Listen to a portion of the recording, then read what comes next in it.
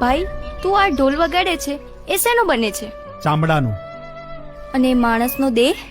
એ પણ ચામડાનું. ઢોલમાં માણસનું ચામડું વપરાય છે? ના, તો શેનું વપરાય છે? જાનવરનું.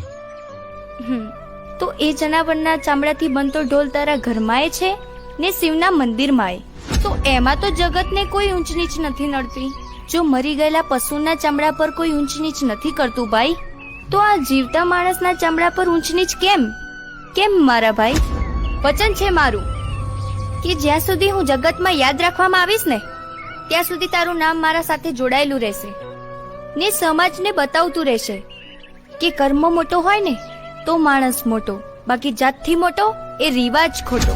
માં, સતીના સતને જાણવા માટે અંતરની આંખો ખોલવી પડે માં. જેમ અર્જુનને શ્રી કૃષ્ણએ દિવ્ય સ્વરૂપ બતાવીને ભમણા ભાગી હતી ને, એમ માં તારા અંદર રહેલા સતીના દર્શન કરવાની આશા છે માં.